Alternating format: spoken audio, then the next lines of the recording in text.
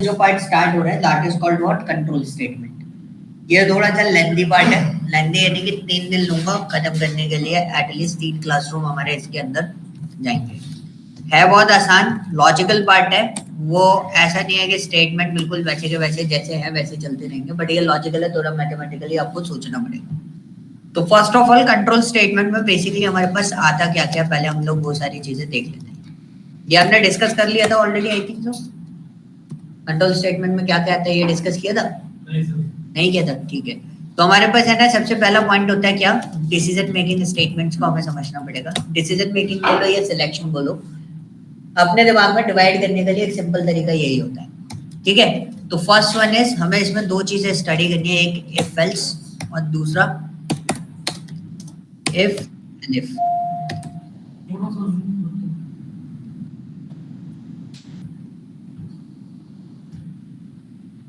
बहुत ज्यादा जूम हो गया इधर, ठीक है। इफ एल्स और इफ एलिफ, ठीक है। हाँ जी, I missed last class. आपने उसमें क्या करवाया था? लास्ट क्लास में क्या, लास्ट क्लास में बेसिक्स पार्ट हुए थे, ज्यादा कुछ जो आप ऑलरेडी करवा चुके थे वही ना? ठीक है। ओके, सो इसमें हम लोग एक और चीज देखेंगे, ओनली इफ भी मैं आपको इंट्रोड्यूस करा दूंगा। Next one is nested if else के अप्रोच भी मैं आपको इंट्रोड्यूस कराऊंगा इसमें, ठीक है।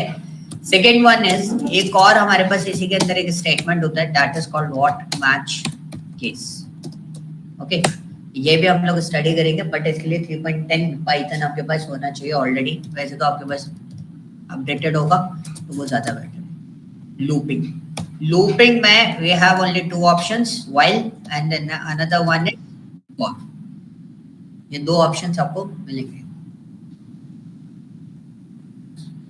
जो अभी ज्वाइन करते जा रहे हैं प्लीज अपनी अटेंडेंस फिल अप करते जाएं, ठीक है। Second one is range function. Range function होता है, हम रेंज फंक्शन के बारे में भी देखेंगे, स्टार्ट, स्टॉप, स्टेप, ठीक है। And the last one is what, branching statement, or you can say transfer statement, ठीक है। ब्रांचिंग स्टेटमेंट में we are going to study about what, क्या बोलते हैं उसको, break, continue and next one is pass. हम लोग स्टेटमेंट 3 डॉट के साथ में भी फॉलो अप करते हैं इसी को, ठीक है। This is another alternative of this. But ये सब चीजें करने से पहले, ठीक है, ये सब चीजें पढ़ने से पहले हमें 4 ऑपरेटर्स के बारे में जानना है। The first one, arithmetic operator को हम लोग ऑलरेडी डिस्कस कर चुके हैं। उसके बाद हमारे जो ऑपरेटर आते हैं वो आते हैं relational operator. Second one is your logical operator. Third one is your identity operator, and the fourth one is what, membership operator। जो आपको पाइथन में सबसे ज्यादा यूजेस में आएंगे, these are the operators जो आपके सबसे ज्यादा यूजेस में चल रहे होंगे। अभी से स्टार्ट होंगे टिल दी एंड तक ये ऑपरेटर्स आपके वर्किंग करते रहेंगे। ओके, तो इतना पार्ट क्लियर हुआ, क्या क्या चीजें स्टडी करनी है। तो सबसे पहले हम लोग एक ही चीज उठाते हैं, क्या उठाएंगे, रिलेशनशिप ऑपरेटर या रिलेशनशिप ऑपरेटर।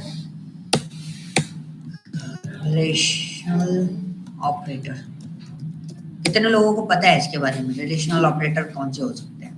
एक्सेल किस कितने बड़ा है, पता है रिलेशनल ऑपरेटर कौन कौन से होते हैं?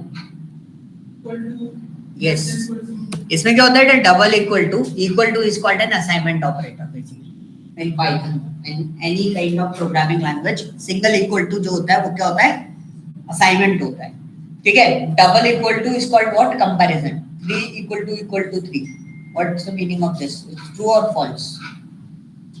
3 इक्वल टू 3 क्या होगा, इक्वल ही तो है, क्या टाइप नहीं बताएगा, नहीं बताएगा, मैं आपको प्रैक्टिकली यहाँ पे नीचे करके बता देता हूँ। मेरा जो स्टेटमेंट था, मैं ये बोला 3 इक्वल टू 3, इसका आउटपुट क्या होगा, बस टाइप अभी नहीं बताएगा जब तक आप टाइप या dot underscore class double equal to is called what comparison.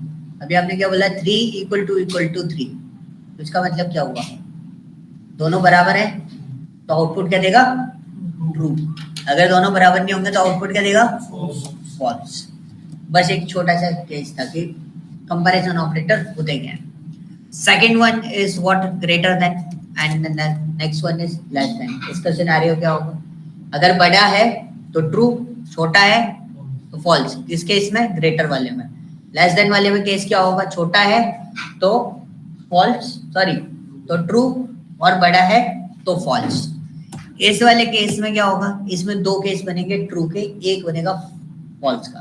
दो केस ट्रू के, क्या बड़ा होगा तो ट्रू है, बराबर होगा तो ट्रू है, अगर छोटा हुआ तो फॉल्स है। इस वाले में दो केस बनेंगे ट्रू के,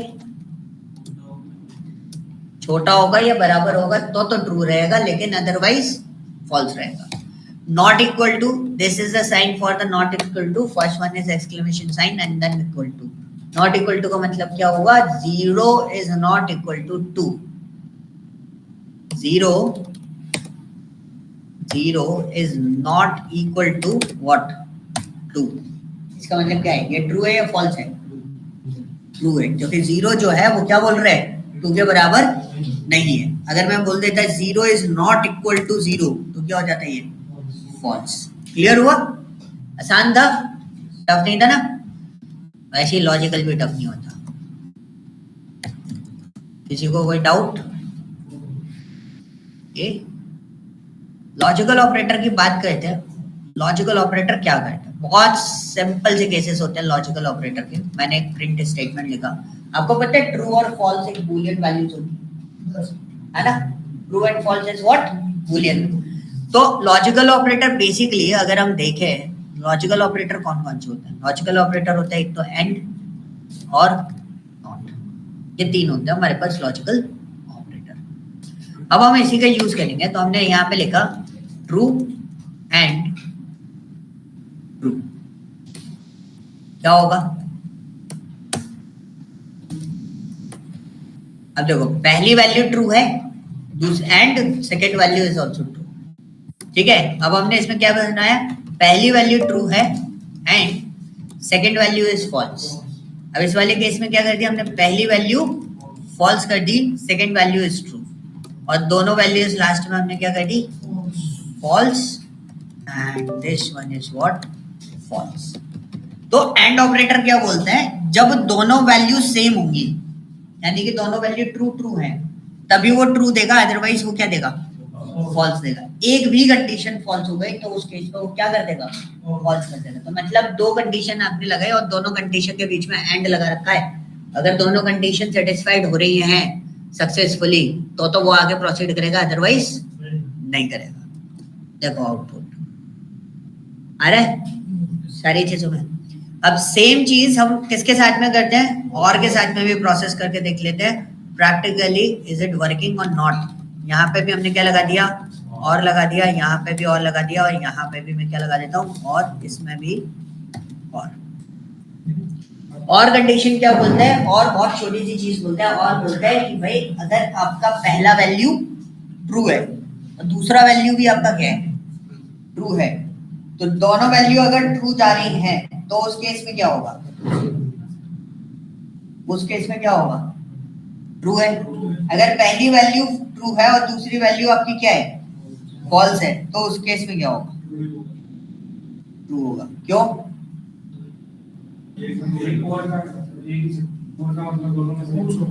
और का मतलब होता है ऑप्शनल कोई भी चीज, उसके केस में कोई भी चीज ट्रू होगी तो ट्रू जाएगा। ठीक है, रन कर दें। ओके, अब सेकंड केस क्या बनता है, नॉट का। तो अगर मैंने लिखा प्रिंट नॉट ट्रू और मैंने लिखा प्रिंट नॉट फॉल्स। नॉट बोलता है ये टोटली क्या होता है, वाइस वर्सा होता है। वाइस वर्सा का गेम समझे, वाइस वर्सा मतलब अगर ट्रू है तो फॉल्स, अगर फॉल्स है तो ट्रू।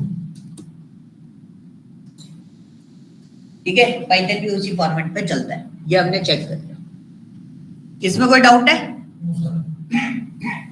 ठीक है, जो लोग इंजीनियरिंग डिपार्टमेंट से बिलोंग करते हैं उनको बहुत अच्छे से क्लियर हो जाना चाहिए, क्योंकि हमें बहुत ज्यादा डील करना पड़ता है इसके साथ में, ट्रू फॉल्स के साथ। ओके चलो नेक्स्ट वन, अब कौन सा ऑपरेटर बचा हमारा? Identity operator. आइडेंटिटी ऑपरेटर दो फॉर्मेट्स पे होते हैं, इस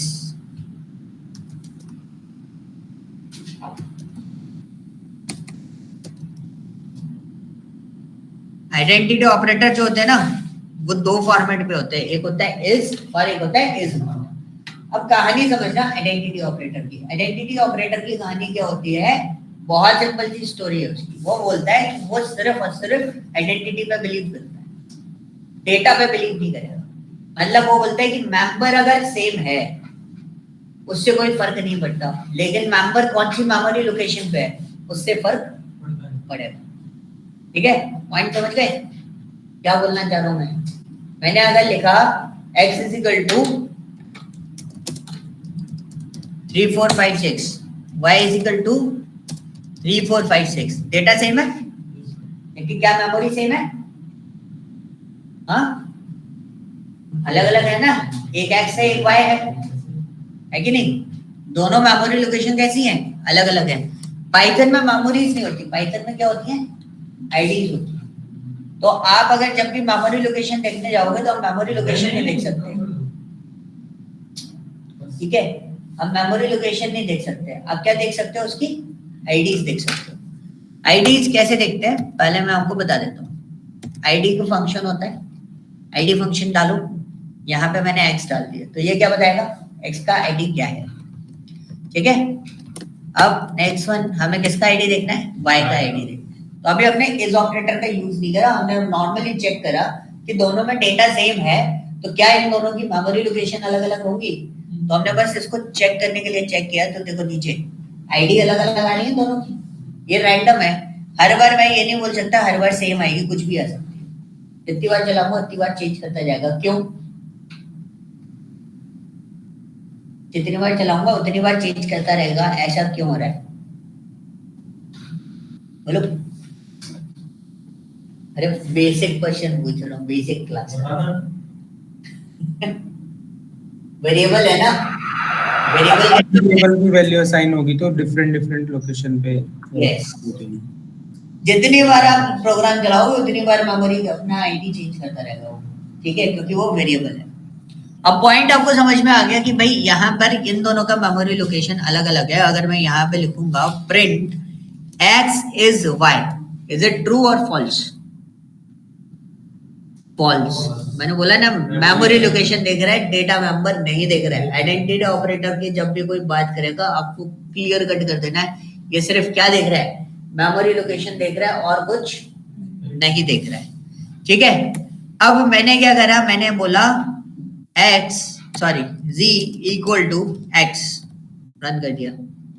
z equal to x run कर दिया। दिस इज व्हाट, क्या है मेरा असाइनमेंट किया है? असाइनमेंट किया है तो दोनों मेमोरी लोकेशन मेरा क्या होना चाहिए? z का मेमोरी लोकेशन क्या होना चाहिए जो x का मेमोरी लोकेशन है? 352। असाइनमेंट किया ना आपने? असाइनमेंट किया ना? z में x को असाइन कर दिया तो दोनों की मेमोरी लोकेशन सेम आएगी। और अगर आप जब उसमें ऐसा लिखते हो z is not y, is it true और फॉल्स? ट्रू। क्यों? z तो x के बराबर x है, ठीक है? दोनों मेमोरी लोकेशन अलग अलग, ठीक है? और अगर हम लिख देते z इज नॉट x तो फॉल्स आता है, क्योंकि मेमोरी लोकेशन दोनों सेम है। क्लियर हुआ? आइडेंटिटी ऑपरेटर किस पे काम करता है? मेमोरीज, आईडीज पे। किसमें? मेमोरीज में ग्रेटर स्मॉलर नहीं, लिख के, नॉट बाय सिंबल। हाँ लिख के नहीं, लिख के तो नहीं करा मैंने, अभी तक तो नहीं करा, बट एक बार चेक कर लेंगे, शायद कोई पॉसिबिलिटी। देखा है कहीं? सर अभी तो सीख रहे हैं। अच्छा नहीं, मैं अरे होता है ना कई बार आपने कहीं देखा हो तो क्रॉस वेरीफाई कर सकते हैं। ऐसा प्रोग्रामिंग में नहीं होता है, आपको सिंबल्स यूज करने पड़ते हैं। ठीक है, मैं आइडेंटिटी ऑपरेटर समझ में आया या आगे यूज में आएगा? ऐसा मत करना कि अभी समझ लिया ठीक है बाद में भूल गई। आइडेंटिटी ऑपरेटर आपको दिमाग में बैठाना पड़ेगा। Second one is what? Membership operator. Membership operator क्या करता है? मेंबरशिप ऑपरेटर बेसिकली आपका डेटा मेंबर पे काम करता है। मतलब अभी तक हम किस पे काम कर रहे थे? मेमोरीज पे काम कर रहे थे, अब हम डेटा की भी बात कर रहे हैं। तो फॉर एग्जांपल मेरे पास एक लिस्ट है, list is called what? Data collection. List is called what? Data collection. Simple एक भाषा में बोलूं तो डेटा कलेक्शन होता है मतलब इसके अंदर कोई भी डेटा आप स्टोर करके रख सकते हो एक साथ। जैसे एक्सेल में आप पूरा डेटा स्टोर करके रखते हो एक A1 A2 A3 A4 A5 ऐसे करके, वैसे ही इसमें हम लोग डेटा स्टोर करके रख सकते हैं। जैसे मैंने इधर कॉमा करके डेटा डाल दिया तो ये सारा डेटा LT के अंदर स्टोर हो जाएगा। आ गया? एक मतलब एक छोटा सा कलेक्शन क्रिएट कर दिया उसने एक लिस्ट फॉर्म में, तो सारा डेटा आपका इसमें स्टोर हो गया। Now the task is what? कि मेरे को चेक करना है कि इस डेटा इज अवेलेबल और नॉट। डेटा के बारे में बात करता हूं। मैंने अगर लिखा 4 in LT, समझ में आ गया मैं क्या लिखना चाह रहा हूँ? मैंने क्या लिखा है? 4 in LT। What is the meaning of that? कि 4 जो है वो LT के अंदर है तो क्या देगा ये आउटपुट? ट्रू। ठीक है, अगर मैंने लिखा 45 नॉट इन LT, आउटपुट क्या देगा? ट्रू, क्योंकि 45 LT के अंदर नहीं है। अब ये मेमोरी लोकेशन पे नहीं, कहाँ काम कर रहा है? डेटा पे काम कर रहा है डायरेक्टली। ठीक है, क्लियर हुआ? सर उसमें अपन प्लेस भी आइडेंटिफाई कर सकते हैं क्या? क्या? जैसे कि कौन सी प्लेस में कौन सा? अभी आएगा, लिस्ट का टॉपिक आएगा तब अपन इस पर डिस्कस करेंगे। अभी तो मैं मेंबरशिप ऑपरेटर समझा रहा हूँ। जैसे ही ये जो चीजें आप पूछ रहे हो वो सब चीजें डेटा स्ट्रक्चर के फॉर्म पे आती है, इसमें नहीं आएंगी, सब डेटा स्ट्रक्चर में पढ़ेंगे अपन। ठीक है, तो ये चीज क्लियर हुआ? 45 not in LT। Okay, these are called what? Membership operator. ठीक है, identity operator, logical operator, relational operator. ये चीजें क्लियर हुई? किसी को कोई डाउट तो नहीं है?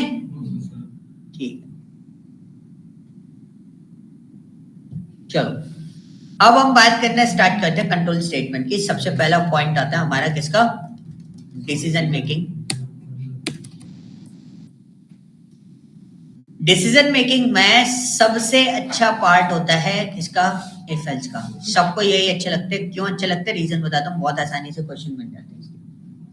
बाकी नॉर्मली आपके क्वेश्चन बनाना थोड़े से कॉम्प्लिकेटेड होते हैं, बट इसके क्वेश्चंस बहुत आसानी से डिजाइन हो जाते हैं।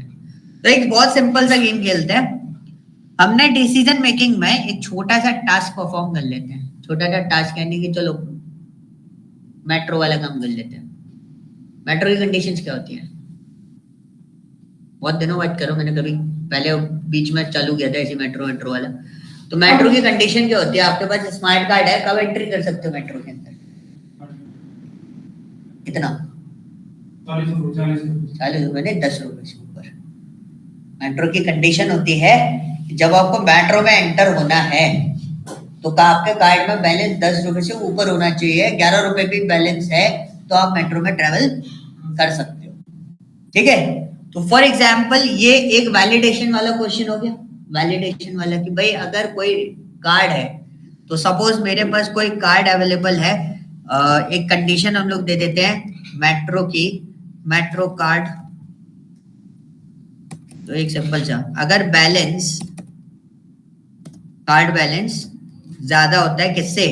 10 रुपीज से, तो आप क्या हो? इन। ठीक है, तो हमने एक सिंपल सी ली। मेरे पास एक स्मार्ट कार्ड है। ओके, स्मार्ट कार्ड का बैलेंस मेरे को चाहिए तो मैंने ईवेल फॉर्मेट ले लिया। वैसे भी वो इंटीजर में कट करते हैं तो इंटीजर ही ले लेते हैं सीधा सीधा। और हमने यहाँ पे लिखा एंटर दी लास्ट बैलेंस। ठीक है, लास्ट बैलेंस आपका क्या है हम एंटर करके बता देंगे कि हमारे पास हमारे कार्ड में इतने पैसे बचे हो। तो लास्ट बैलेंस हमारे पास अवेलेबल है, तो लेकिन हमें एंट्री कब देनी है किसी चीज को? प्रोग्राम में एंट्री कब देनी है, उसको एंटर कर देना मेट्रो स्टेशन पे, अगर उसका बैलेंस 10 रुपए से ज्यादा हो तो हम क्या लिखेंगे, स्मार्ट कार्ड का बैलेंस हमें चेक करना है, तो मैंने यहाँ पे स्मार्ट कार्ड अंडरस्कोर बैल लिख देता हूँ, ठीक है। तो मैंने यहाँ पे लिखा इफ, अब यहाँ पे इफ कंडीशन लगा रहा हूँ, पहले मैं टेस्ट करा रहा हूँ आपको ओनली इफ में क्या प्रॉब्लम है, उसका सोल्यूशन क्या है, वो दोनों चीजें देखेंगे। मैंने इफ कंडीशन दी, इफ जब भी आता है तो बहुत छोटी सी ट्रिक है, टिप्स है कि भाई जब इफ आएगा तो कंडीशन देना कंपलसरी है, ठीक है, बिना कंडीशन दिए आप नहीं जा सकते। और कंडीशन में एक ऑपरेटर सबसे ज्यादा यूज होता है, वो होता है रिलेशनशिप ऑपरेटर, जो equal to less than greater than. क्योंकि अगर आपको इसको दिखाना है तो आपने क्या लिख देना है यहाँ पे, smart card balance is greater then 10, ठीक है। अब अदर प्रोग्रामिंग थी उसमें कर्ली ब्रेसेस बना लेते थे ब्लॉक के लिए, इसमें कर्ली ब्रेसेस का गेम नहीं है, इसमें क्या है, कॉलन प्लेस करना पड़ता है, कॉलन लगा दिया, दैट मींस इफ का ब्लॉक स्टार्ट हो गया। ये स्टेप, ये सिंटैक्स आपको याद रखने पड़ेंगे, फिर आप एंटर मारोगे तो देखो मेरा कर्सर कहाँ आ रहा है, बीच में ब्लिंक कर रहा है, अब कर्सर बैक कर दूंगा तो ये क्या हो जाएगा, इफ के बाहर है, और अभी मैं कर्सर यहाँ पे रख दूं तो यहाँ पे क्या हो रहा है, ये इफ के ब्लॉक के अंदर है, ठीक है। तो हम उसको प्रिंट करके बोल देंगे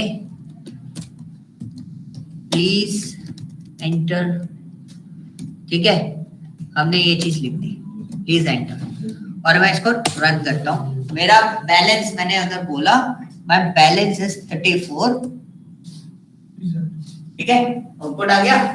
लेकिन एक प्रॉब्लम है, क्या प्रॉब्लम है इस वाले टास्क में, कि अगर किसी ने बोला कि भाई मेरे पास तो 7 रुपए बैलेंस है, तो क्या करना है, तो दिखाना क्या है, होता है मेट्रो में रेड क्रॉस आ रहा होता है, वो बताता नहीं कि बैलेंस इनसफिशिएंट है, क्या प्रॉब्लम है कि आप कितनी देर से आ रहे हो। This is called N irritation format. Irritation format यानी कि आपको अगर पता चल जाए क्या प्रॉब्लम है आपके कार्ड में, आप क्या करोगे, रिलेटेबल पर्सन से जाके डील कर सकते हो। लेकिन मेट्रो में क्या होता है, एक बड़ा सा रेड क्रॉस आ जाएगा, चल नहीं रहा, क्यों नहीं चल रहा है, ये रीजन अपन को नहीं पता चलता, ठीक है। सो ऐसे रीजन वैलिडेट करना है तो सिंपल सी चीज है कि भाई यूजर हमारा इरिटेट हो सकता है, तो हमने बोला एल्स।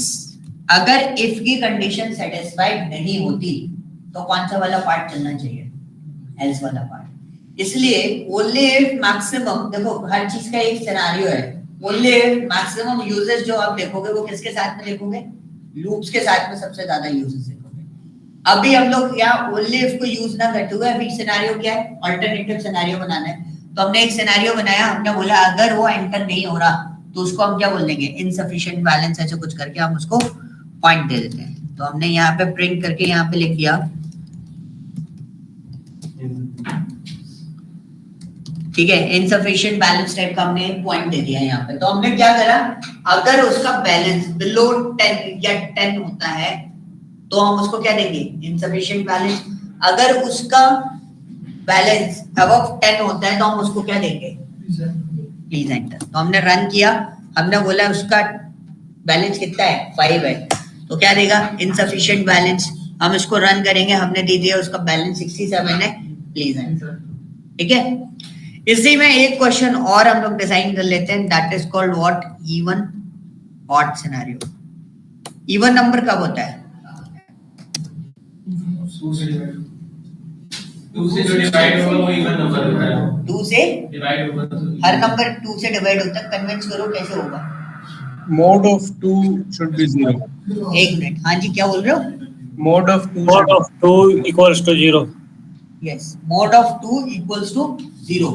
तो 2 से डिविजिबल हो लेकिन उसका रिमाइंडर 0 आ रहा है, उसको हम कंपेयर करेंगे 0 से, तब वो उसको जाके हम क्या बोलेंगे कि वो इवन नंबर है। तो बहुत सिंपल सी चीज है। अब देखो कोई भी प्रोग्राम हमको डिजाइन करना है, डिवाइड एंड कंकर एक रूल होता है, पहले तोड़ो फिर जोड़ लो, सिंपल सी चीज है। इकट्ठा प्रोग्राम बनाने की सोचोगे तो बहुत टफ हो जाएगा आपके लिए, सिनेरियो क्रिएट नहीं होते और उसको बोलते हैं लैक ऑफ लॉजिक, ठीक है। सो अक्सर लोग उसी में फ्रस्ट्रेशन में रहते हैं कि लॉजिक नहीं बन रहे हैं। लॉजिक क्यों नहीं बन रहा है, क्योंकि आप इकट्ठा सोच रहे हो। इकट्ठा मत सोचना, तोड़ के सोचना अगर ज्यादा बड़ा प्रोग्राम है तो। अब मेरे को यहाँ पे प्रोग्राम बनाना है इवन ऑड का, तो बहुत सिंपल ट्रिक बता रहा हूँ। मैंने क्या करा, नंबर फिक्स कर दिया। नंबर कौन सा ले लिया, और 24 क्या है, इवन नंबर है। बस यही टेस्ट करना है कि मेरा जो प्रोग्राम है वो चेक हो जाए कि वो इवन है। तो मैंने कंडीशन लगा दी, जो आपने कंडीशन बताई थी वही कंडीशन लिख दी, ठीक है। n modulus 2 double equal to 0, तो ये कौन सा नंबर होगा, ठीक है। और अगर इवन नहीं होगा तो एल्स, और एल्स के साथ में कभी भी कंडीशन नहीं आती। तो हमने यहाँ पे प्रिंट करा डबल कोट्स, क्या डाल देंगे, आ रहा है। फिर मैंने इसको चेक करा 23 के लिए, इज इट वैलिड और नॉट वैलिड, ऑड आ रहा है। अब हमें कुछ नहीं करना। यूजर इनपुट के लिए कोई कुछ बोले तो सिंपल सी चीज है, पहले नंबर फिक्स करो, प्रोग्राम बनाओ, फिर यूजर इनपुट ही तो लिखना है आपको, बस एंटर दी नंबर, बस। अब कोई सा भी नंबर डाल लो तो वो चेक कर देगा, ठीक है। तो पाइथन है, कितना भी बड़ा नंबर आप प्लेस आउट कर सकते हो, नंबर चेक करके क्या बता रहा है वो ऑड है, ठीक है। मैंने इसको दोबारा रन किया, मैंने 2 एंटर करा, number is what, even, clear. 0 करोगे तो 0 पे भाई ऑड इवन दिखाएगा, क्योंकि 2 से अगर उसको डिवाइड दोगे 2 से डिवाइड होगा नहीं वो, तो उसका रिमाइंडर बाय डिफॉल्ट 0 रहेगा। और जैसे भी अगर आप 0 की फॉर्मेट लेते हो तो हाँ 0 पे तो वो 0 को रिमूव मानता है। आपको इसमें 3 कंडीशन बन जाएगी, हाँ, ठीक है। ये चीज क्लियर हुआ। इफ एल्स का रूल समझ में आ गया। जब आपके पास एक कंडीशन हो क्या यूज करना है, इफ एल्स। अब कंडीशन बढ़ा देते हैं। कंडीशन बढ़ाते हैं कैसे, कि एक कैरेक्टर वाला फॉर्मेट ले लेते हैं। तो मैंने क्या करा, मैंने यहाँ पे बहुत सिंपली बोला अल्फाबेट इज अपर केस और लोअर केस, ठीक है। सिंपल सी प्रॉब्लम, अपर केस और लोअर केस। अब मैंने एक CH लिया, सिंगल कोट्स के अंदर कैपिटल ए डाल दिया। स्ट्रिंग को किसी में भी स्टोर कर सकते हो, डबल कोट्स में डालो, सिंगल कोट्स में डालो, पाइथन में तो स्ट्रिंग ये हो, है ना। अगर नहीं पता चल रहा तो ले हो। टाइप के अंदर हम CH डाल के आपको प्रिंट करा के बता दे, देखो हर केस में क्या है, स्ट्रिंग ही है। तो हमें कोई फर्क तो पड़े नहीं रहा कि कैरेक्टर लेना है या कुछ लेना है, हमारा सिनेरियो तो खत्म। अब हमें इफ की कंडीशन लगाएंगे। इफ की कंडीशन में हमने लिखा CH is greater than equal to capital A। अब यहाँ पे क्या होगा, एंड और दोनों की कंडीशन वैलिडेट होती है। पहले तो एंड लगाएंगे कि एंटर्ड कैरेक्टर क्या हो सकता है, कैपिटल A हो सकता है, कैपिटल A या फिर कैपिटल A से बड़ा, और CH is less than equal to capital Z, ये इससे छोटा भी हो सकता है। फिर मैंने यहाँ पे दिया और, इसको मैं पूरा लेता हूं, यहां से कॉपी करता हूं, क्योंकि एक और अल्फाबेट सीरीज होती है ना हमारे पास, small a to small z। तो देखो मैंने कोई न्यूमेरिकल वैल्यूज ASCII कोड वगैरह फाइंड आउट करने की जरूरत नहीं है। गूगल पे बहुत सारे ऐसे आंसर्स मिलेंगे जिसमें ASCII कोड से बना रहे हैं, आप स्ट्रेट फॉरवर्ड बना सकते हो, ये ऑटोमेटिकली कन्वर्जन कर लेगा, आपको कुछ करने की जरूरत नहीं पड़ेगी। हमने बहुत सिंपली यहाँ पे प्रिंट कर दिया क्या, अच्छा सॉरी मैंने गलत कर दिया, ये वाला तो आएगा ही नहीं ना, और वाला केस क्यों आएगा, सीधा लिखना है ना अपर केस, और हमारा दूसरा केस क्या बनेगा, एल्स। एल्स क्या होगा इसका, लोअर केस, ठीक है। कैपिटल ए एंटर किया था, स्मॉल ए एंटर करके देख लेते हैं क्या दे रहा है, लोअर केस। क्लियर हो गया।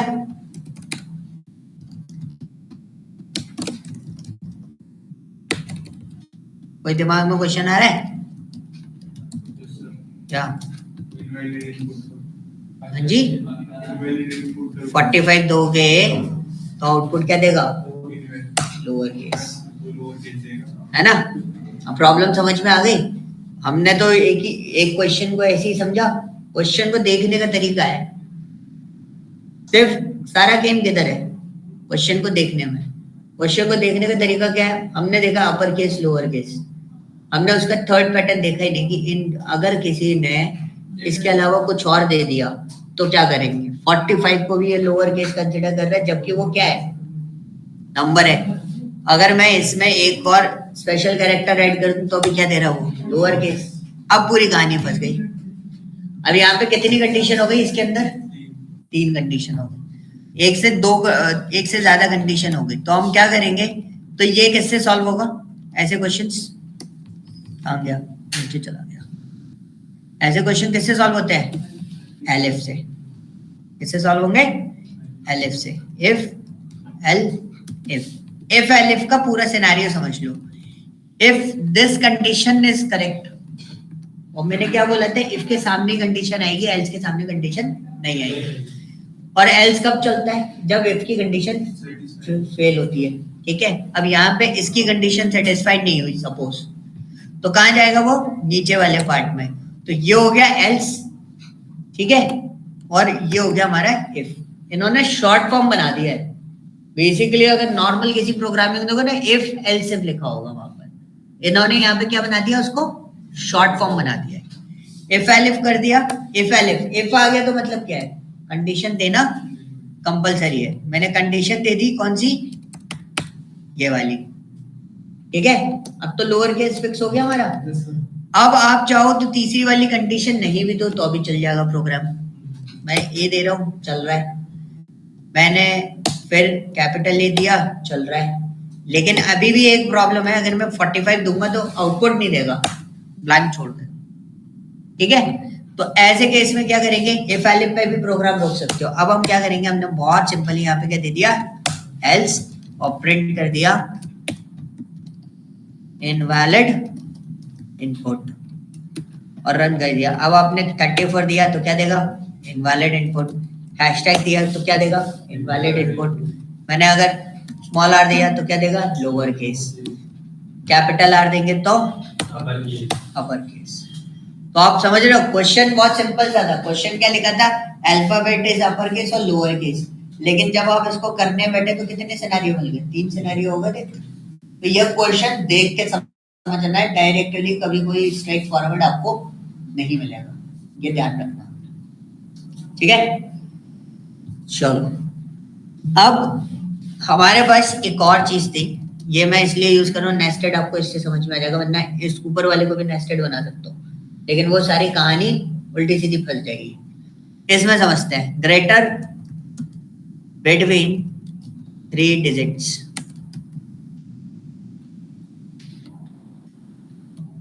समझ के मैं क्या करना चाह रहा हूं?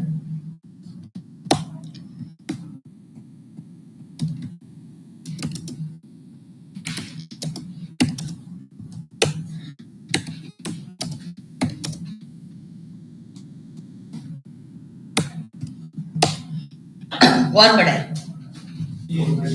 कैसे सोचा? अब एक्सप्लेनेशन दो। दोनों से बड़ा कैसे?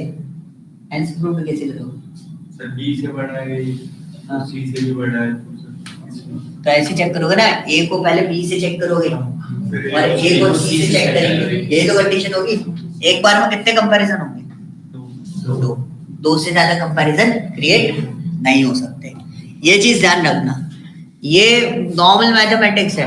एक से ज्यादा कंपैरिजन, सॉरी, दो लोगों के अलावा किसी और में कंपैरिजन नहीं हो सकता। तीसरा एक साथ कंपेयर नहीं कर सकते, 3 चीजों को दो करके ऐसे कंपेयर करना पड़ेगा। तो हमें नॉर्मल केस क्या बनता है? नॉर्मल केस बनता है कि इफ लिया a is greater then b and a is greater then c, कौन बड़ा हो गया? ये लॉजिक्स है ना, एक्चुअल में हमसे कोई बनवाएगा नहीं, ना ही कंपनी में बनवाएगा। ये लॉजिक आपको काम में आएंगे कब? जब ऐसी सिचुएशंस आ रही होंगी, वहां पर इन लॉजिक्स के काम आते हैं। अक्सर लोगों का ये क्वेश्चन होता है, एक टाइम जब मैं सीख रहा था मेरा भी ये क्वेश्चन था कि ये greater than, less than, even, odd, ये तो कोई नहीं निकल पाता होगा। बट ये सिचुएशन जब काम करने बैठते हो ना, तब यही सिचुएशन सारी होती हैं आसपास सारी, तो वो आपको निकालनी पड़ेगी। Greater and else is what?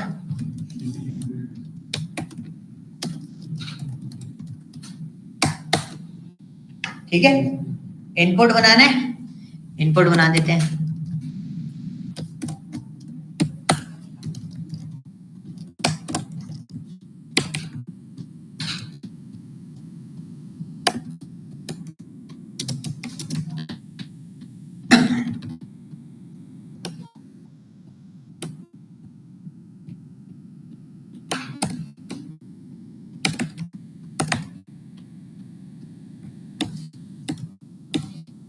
C is greater, ठीक है, ये तो आसान था। आपको बेसिकली प्रैक्टिस दो ही चीजें करनी है, इफ एल्स और इफ एल्स। मेरे को किसी और चीज को क्वेश्चन चाहिए नहीं। नेस्टेड वाला जो चीज है पाइथन में इग्नोर कर सकते हो, कोई नहीं मांगता। नेस्टेड होता है कॉम्प्लिकेटेड। अब नेस्टेड के साथ में यही जो चीज है ना, जो इफ एल्स से आप काम कर रहे हो, वही सारे काम आप किससे कर सकते हो, नेस्टेड इफ एल्स से कर सकते हो। बट नेस्टेड इफ एल्स होता है कॉम्प्लिकेटेड, ठीक है, तो उसको जितना अवॉइड कर सो, मतलब यूज ही मत करो तो अभी कोई दिक्कत नहीं है। बट मैं आपको फिर भी बता रहा हूँ, क्योंकि कई बार छोटे मोटे क्वेश्चंस पूछ लिए जाते हैं। सेम क्वेश्चंस मैं पिकअप करके आपके सामने प्लेस करूंगा। मैंने यहाँ पे ये क्वेश्चन लिया और इसको डाला, ये नेस्टेड से हम लोग कर रहे हैं। तो हमने नेस्टेड में एक सिंपल सा गेम प्लान किया। हमने बोला इफ को पहले ए को कंपेयर करो किससे, बी से। ए को किससे कंपेयर किया हमने, बी से। तो सपोज हमने मान लिया ए बड़ा है, ए बड़ा है तो बी गेम के अंदर होगा, नहीं होगा। बी गेम के अंदर होगा, नहीं होगा। अब कौन बचा, दो, कौन, ए और सी। तो हमने फिर एक और इफ कंडीशन लगाई, मतलब पहले ये वाली कंडीशन वैलिडेट होगी। अगर ये कंडीशन वैलिडेट हो जाती है तब जंप करके कहाँ जाएगा, नीचे। तो हमने चेक किया ए इज ग्रेटर देन सी, तो कौन बड़ा होगा, प्रिंट किया A is greater। एल्स लिया, एल्स में हमारा कौन बड़ा होगा, क्यों, बी तो ऑलरेडी आउट हो गया ना। गेम के अंदर आने के टाइम पर कौन कौन बचा है, सी बचा है, तो कौन बड़ा होगा, ठीक है। इंग्लैंड जब वर्ल्ड कप से बाहर हो गई, मेन उसमें खेल सकती है क्या, नहीं ना, ये वही मान लो। अब हमने यहाँ पे एल्स बनाया। अब suppose A is greater than B, ऐसा भी तो हो सकता है, जीत भी सकती है, ठीक है। तो फिर हम उसका फिर से कंपैरिजन करेंगे। अब मेरे पास क्या हो गया, यहाँ पे कंडीशन सपोज ए वाली कंडीशन मेरी हो गई फेल, फेल हो गई। तो मैं नीचे आया, नीचे आने के बाद फिर मैंने लगाया if B is less than C, क्यों, हाँ आंसर तो दो, B is less than C, correct बोला है, ऐसा क्यों बोला, इसलिए क्योंकि आपकी इफ की कंडीशन जो ऊपर फेल हुई थी उसमें A जो था, A कंपेयर हुआ था B से। हमने क्या बोला, B बड़ा है, तो A तो ऑलरेडी गेम से बाहर हो गया। अब बचा कौन, बी और सी। तो हम यहाँ पे लेके आए, हमने यहाँ पे प्रिंट किया, प्रिंट करके हमने किसको लिख दिया, बी इज ग्रेटर। हाँ दिखा रहे, हाँ सॉरी, ठीक है। और फिर हमने एल्स कर दिया और हमने यहाँ पे बोल दिया क्या, प्रिंट कौन बड़ा होगा, सी इज ग्रेटर। मैंने रन किया,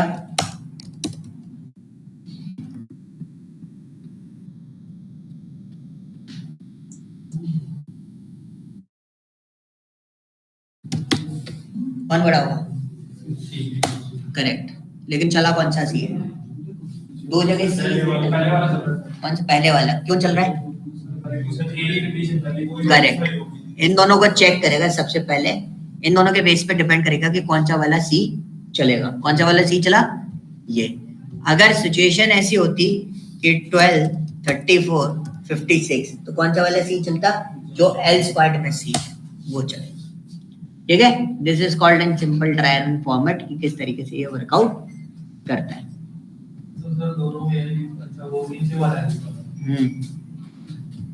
ठीक है, ये चीज क्लियर हुआ। एक दो क्वेश्चन और उठा लेते हैं।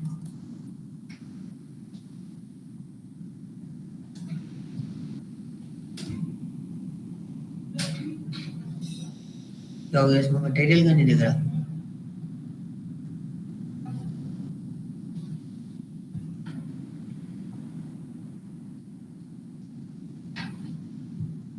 ये पड़ा हुआ है आपका एफएल्स का असाइनमेंट, दिख रहा है?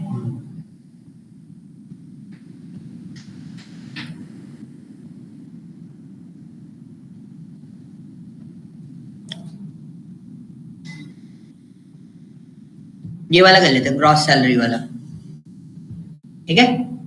एक क्वेश्चन पिकअप कर लेते हैं ग्रॉस सैलरी वाला। तो ये क्वेश्चन क्या बोल रहा है इसके बारे में पहले समझ लेते हैं, उसके बाद हम उसे काम करेंगे। ये है हमारा क्वेश्चन। अब क्वेश्चन क्या बोल रहा है? बेसिक सैलरी है, तो इनपुट क्या लेना है हमें? ना ये नहीं लेना, इनपुट क्या लेना? क्वेश्चन पढ़ो पहले ध्यान से।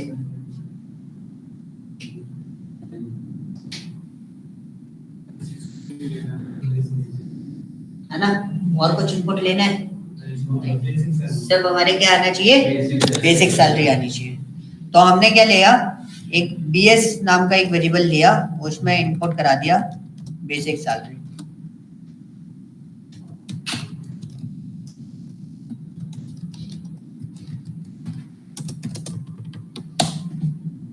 ठीक है? अब कंडीशन क्या है? कंडीशन एक नहीं, मल्टीपल कंडीशंस है इसके अंदर। पहली कंडीशन क्या है कि भाई अगर किसी पर्सन की सैलरी 10,000 या 10,000 से कम होती है तो उसको HRA कितना मिलेगा? 20%। DA कितना मिलेगा? 80%। कैलकुलेशन बहुत इजी सा है। हमने यहाँ पे इफ लगाया, मेरे को निकालना क्या है? ग्रॉस सैलरी निकालनी है। तो मैंने यहाँ पे इफ लगाया, इफ लगा के मैंने बोला if BS is less than equal to what? 10,000। यही था हमारा क्वेश्चन। तो हमने ये दिया, ये देने के बाद हमारे को क्या निकालना है? ग्रॉस सैलरी कैलकुलेट करनी है। क्या कैलकुलेट करना है? ग्रॉस सैलरी कैलकुलेट करनी है। This is my gross salary.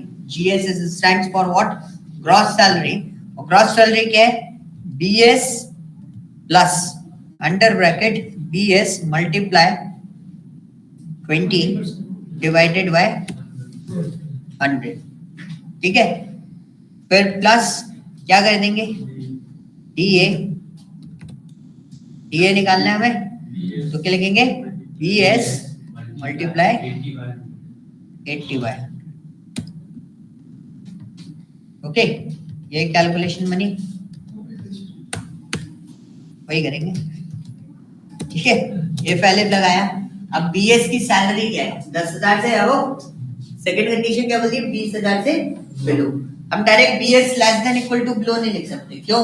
10,000 से नीचे वाला डेटा अलग है। तो हमने बोला अगर BS की बेसिक सैलरी 10,000 से ज्यादा and BS is less than equal to 20,000, तो हमारा क्या होगा? ये होगा हमारा 25% और ये होगा हमारा 90%। ओके? और फिर एल्स। अब इसके ऊपर जब भी सैलरी आती है तब आपका ग्रॉस सैलरी कितना हो जाएगा? ये हो जाएगा 30% और ये कितना हो जाएगा? 95%। प्रिंट करा देंगे, प्रिंट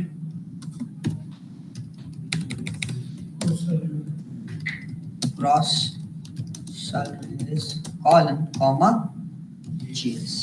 रन कर देते हैं। कितना सैलरी मान लें? 8,000 रुपए। 8,000 का 20% कितना हुआ?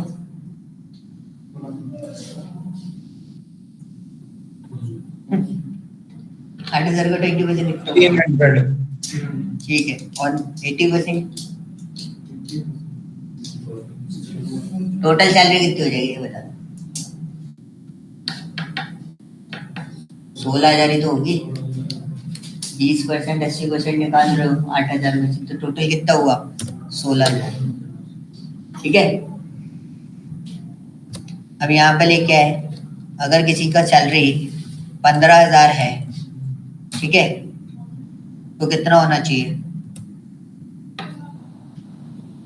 ठीक है? और किसी का सैलरी 45,000 है, तो उसका टोटल सैलरी कितना होगा? 1,00,000 1250।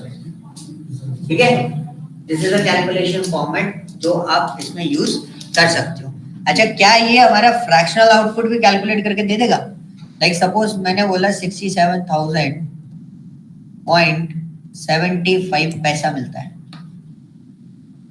ठीक है, 0.75 पैसा मिलता है, और एंटर करते हैं तो हमारे को एग्जैक्ट वैल्यू मिल जाती है। अब हमारे को एक प्रॉब्लम आ रही थी, मैंने बता दिया था फॉर्मेटाइज करना है इसको, पॉइंट के बाद कितने वैल्यूज आ रही, तो आपको बताया था यस परसेंट 0.2 f, और इसको यहाँ पे कैसे लगा देंगे? परसेंटेज। तो 67,890.2,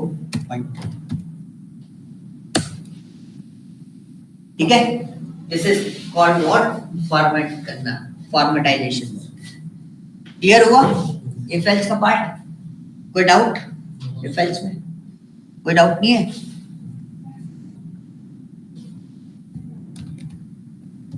अच्छा, एक क्वेश्चन कर दोगे? छोटा सा क्वेश्चन दे रहा हूं।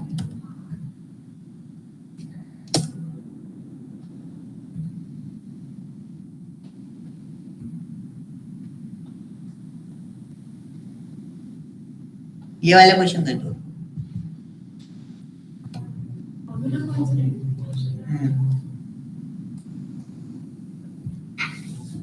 बहुत छोटा सा क्वेश्चन है, कुछ नहीं करना उसके अंदर।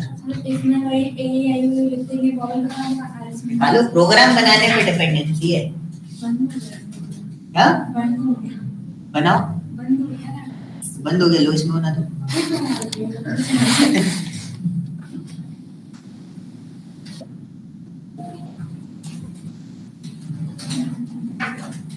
खुश कौन है?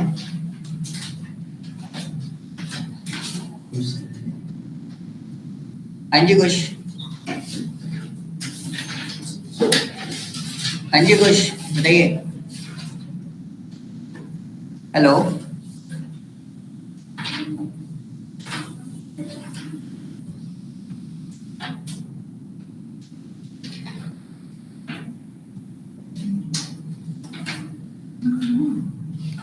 खुश कौन सी क्लास के लिए एंटर हुए आप? पाइथन पाइथन कितने बजे का बैच टाइम दिया था आपको? 3:30। 3:30 का बैच? कौन से आपके काउंसलर कौन है? वैशाली। आज से स्टार्टिंग था। अच्छा, आज से स्टार्टिंग है। एक मिनट, एडवांस एक्सेल भी था उसमें। लिस्ट का यूज नहीं करना है, लिस्ट मैंने आपको नहीं सिखाया है। एफएल्स के फॉर्मेट पे चाहिए था मुझे।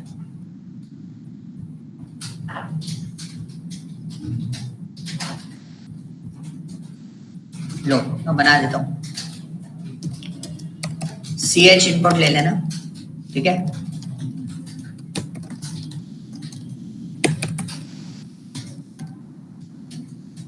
भाई किसकी उंगलियां चल रही है ऐसे? If CH equal to double quotes capital A और CH equal to double quotes small a.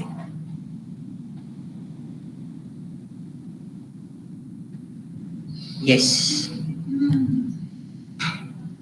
लेकिन इसमें भी आपको 10 एंट्री करनी पड़ेगी टोटल, क्योंकि वो यूजर कैपिटल भी डाल सकता है और स्मॉल भी डाल सकता है। तो ये आपको थोड़ा सा ध्यान रखना है।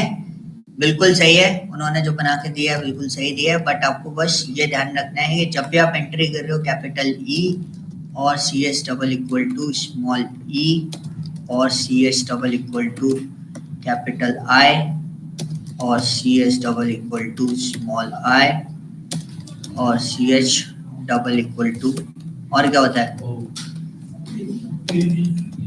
और CH double equal to small o और CH double equal to capital U और CH। हम 5 minute double equal to small colon कर दिया, और हमने यहाँ पर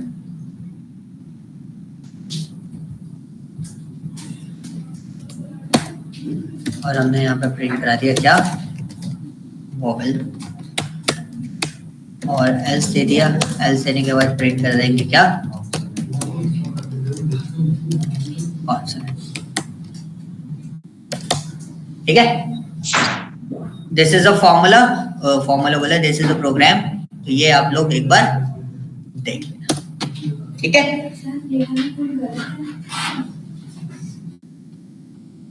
यस, सब में लगाना पड़ेगा। सर ये न्यू बैच है। हाँ जी, न्यू बैच है। आप 2 मिनट रुक जाओ, फिर मैं आपको कनेक्ट कर रहा हूँ, ठीक है। एक इनका जो ओके वो सॉर्ट आउट, तो ये है कोड, इस कोड को ले लो।